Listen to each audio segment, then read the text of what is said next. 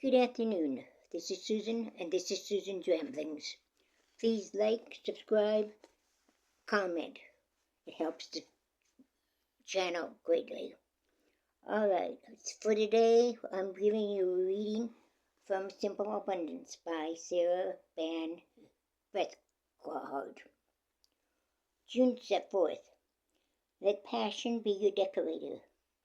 It seems to me that we can never give up longing and wishing while we are thoroughly alive. There are certain things that we feel are beautiful and good, and we must hunger for them. By George Eliot, author of The Mirror of the Frost. One of my favorite pastimes is reading novels that celebrate domestic delights.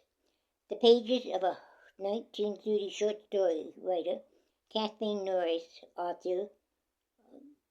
authors Laurie Common, Rosamund Fisher, and Noah Eppin reveal not only passionate love affairs, but delectable descriptions of food and furnishing that capture my imagination even more than the plots.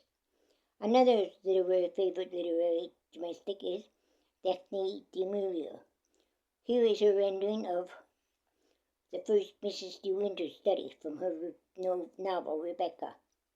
This is a woman's room, graceful, fragile, a room of someone who chose every particle of furniture with great care, so that each chair, each face, each small thing should be in harmony with one another and with their own personality. It was as though she who arranged this room had said, "This I will have, and this, taking piece by piece from the treasures in Mandarin, each object that pleased her best, ignoring the second-rate, the mediocre, laying her hands with sure and certain instincts only upon the best, achieving authentic harmony through our surroundings, laying our hands with sure and certain instincts on that which best expresses our sense of self, begins to occur as order is gradually restored to our lives and our homes. But even if you have not yet found the time to clear closets and drawers of clutter and sift and sort through your belongings to decide what is beautiful, useful, or sentimental, don't be discouraged. Important inner work is taking place that will soon become visible. Probably because I'm a writer, I think discovering your authentic style is very similar to the creative stages of writing a book. A book may look inanimate, but like a home, it lives, breathes, and expresses your beings. As a writer, the gleam of inspiration comes first. Similarly, your decorating discoveries might begin with a picture of a living room that makes you sigh. To flesh out my initial idea of a book, I need to do research. That is what you're doing on your inspired excursion and with your decorating outside. Next, I need a working table of contents or an outline. You could develop a plan or a budget. At this point, I'm usually overwhelmed by the enormity of the project. You may be too. For me, this feeling only subsides after I plunge into and start writing my rough draft. Perhaps, pulling up the old carpet to refinish your floors, or you begin stripping wallpaper or painting. Usually, after I finish the rough draft, there is an initial sigh of relief, followed by another wave of panic. Does this really work? However, once I step back and begin to edit, a sense of calm is restored. Ideas come fast as the book or the room begins to take shape. Now the real fun starts revising. This is the stage in which you make the room come alive with personal flourishes, adding the decorative details and accessories that have special meaning, or editing them out.